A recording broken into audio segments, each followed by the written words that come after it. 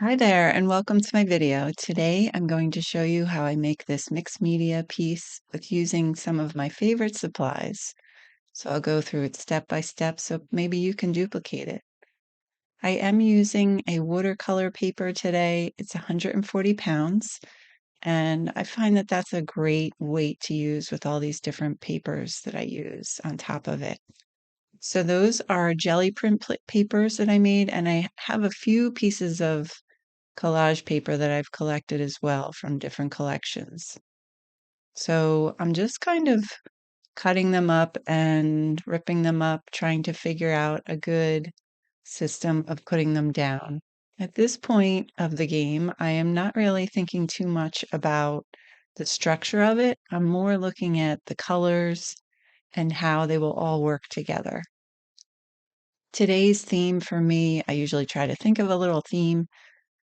It was spring, so I wanted to use pinks and green and just kind of get back into the spring of things because we've been in this winter for a long time, it feels like. So I'm excited that spring is on its way here in New Jersey. So I'm just kind of cutting them up and making them into shapes that will fit on the page, and not really thinking too much about how they're looking just yet. I just know that I want like a certain feeling or a vibe when I look at the piece, and that's how I put the papers together. So I'm using a matte, actually, it's a satin medium to put the papers down. And I find that it works best for me because it's pretty strong without being too goopy and it dries pretty fast. So as I was making these pieces kind of fit together like a puzzle, I realized that I really love that green with the pink piece, but it just wasn't coming together for me. So I eventually did not use it.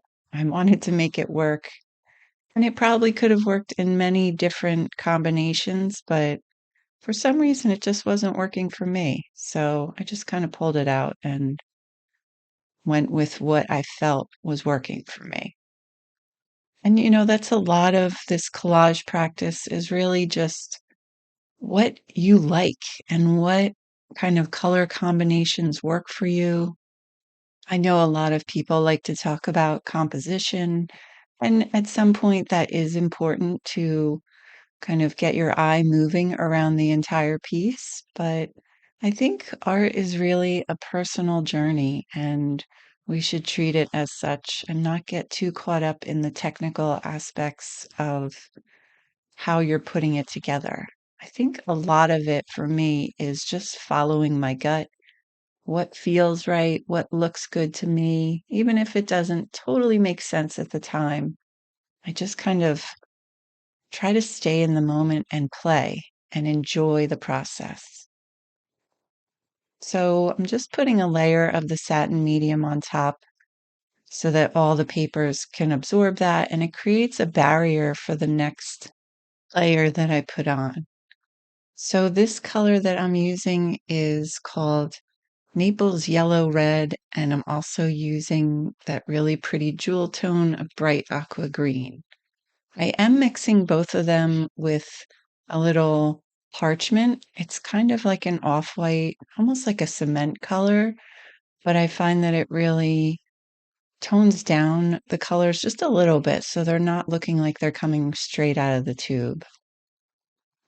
So I'm just kind of pushing the paint around and trying to create just little spots of color, adding some water to add some drips to the piece.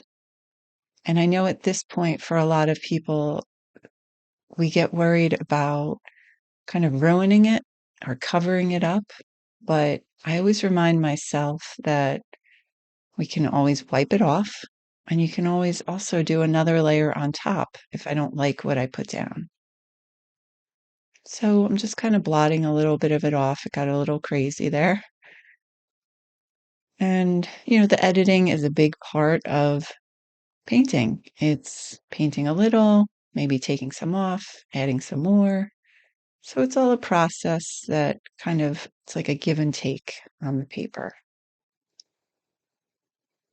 So here is that pretty bright aqua green mixed with a little parchment. Just lightens it up a little so it's not quite so shocking on the paper. And this color is so powerful it can take over a little bit, so I try to remember that when I'm using it, not to let it kind of overpower the piece. So I just use very basic paint brushes, nothing fancy. I get the craft brushes from Michael's because I'm not really nice to them and I leave them soaking in water a lot of times. And I find that I don't really need those technically precise brushes to move paint around on my papers. So I don't get too fussy about them, just kind of playing with them. And now you can kind of see how that teal green can take over pretty easily, right? So I just kind of go back in and blot it out just to let the background pieces, the papers show through and not totally cover them up. And that's the delicate dance for collage is kind of figuring out how to use papers that you really enjoy and like and not totally cover them with the paint or with other substrates. So this I'm just using straight parchment because it is a lighter color that will just kind of create a shadow on top. And I have this real soft sponge I'm applying on top of the stencil. It's a great way to apply paint without getting it underneath the stencil. Basically just rubbing it on top.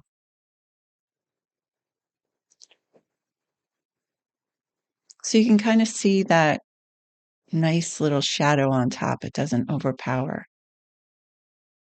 And then this is a jelly print that I created using a stencil and just it's like grayish blue paint. It's actually called green gray, but it shows up really pretty and it's like a nice muted color that blends in nicely. So I'm just trying to figure out kind of a different shape to glue down, and then I just use, kind of scraps of it. So again, using the satin medium, and I put it on top because that is printed on deli paper. So I want to give it a little bit of oomph on top so that when I layer on top of that, the paper doesn't wrinkle or kind of disintegrate. Mediums are a great way to prepare your kind of papers or any substrate for the next layer. So this is one of my favorite colors I use a lot, fluorescent pink. And I did combine it a little bit with the parchment to tone it down because it can get a little wild. But I wanted to bring in that color of the paper that I had put down and kind of incorporate it into the rest of the piece, just so that it didn't seem like it was so solo sitting there on the left. So just kind of introduced a little more pink. And then this is just a little kind of blending in. It felt like that paper was sitting on top. So I wanted to kind of cover up a little bit with a neutral color, just so it kind of became more of the piece rather than feeling so out of place. And again, there's no technical reasons for this. This is just my feelings about how things look. And I feel like we need to trust that a little bit more as we're creating and not get so worried about if you're doing it right. I mean, I often know that I'm making a mistake and I do it anyway, but I think that's part of the process, part of the learning, part of figuring out your style and what you enjoy doing. I know when I get into the comparison game with what other people are doing, it just kind of messes up my flow. So I try not to even think about that. And I just focus on what I'm doing right now, having fun, playing with paint, playing with papers, and creating something that kind of makes my heart skip a beat sometimes. So this is another jelly print I made with a stencil. And just little X's there to bring a little more pink into the piece. and I'm using a foam brush.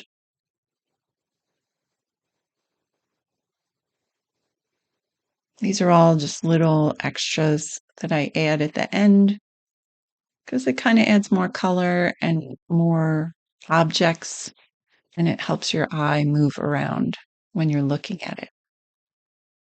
I do often take a break while I'm filming these and just kind of walk out of the room and then come back a little while later just to come back with fresh eyes so I don't overdo it or I don't kind of miss something very obvious. And that's a lot of times how I finish pieces. I give myself a little break. But this is the focal point I wanted to use today. It is an iris, just printed on my inkjet printer. I did print it on deli paper, and then I did a top coat spray. I used the Satin Touch from Rust-Oleum. It's the Painter's Touch Clear Coat. I find it's really durable and nothing yellows, and it just creates a coat that won't run the ink from the inkjet printer.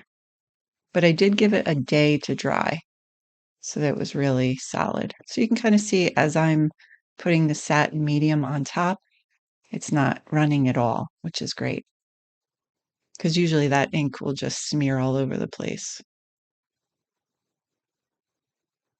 So then my last thing I usually do is just add some drawing marks. I love using the Posca paint pen. I also use the Sharpie paint pens. They have a lovely one that has a real fine tip and the paint comes out real nice. So just kind of making some outlines of objects that are already there, just bringing a little attention to them with the paint pens. I find it kind of draws the eye around and gives you a little bit more to look at. My intention for this piece is to make a greeting card out of it, so I was trying to leave a little space at the top for some kind of sentiment that I'll probably add in Photoshop. But it can also stand on its own as well. So there's the Sharpie paint pen. That turquoise color is one of my favorites to use. It's really adds a nice little flair.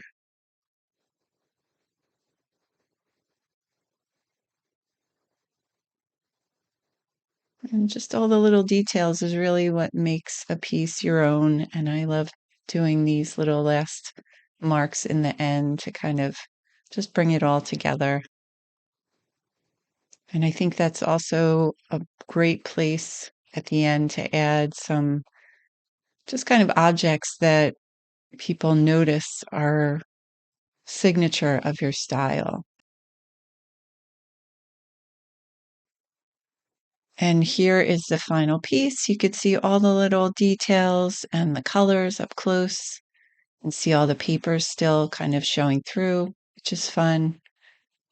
This is one of many mixed media tutorials I have on my channel, so feel free to look at this playlist right here, and I hope to see you again soon.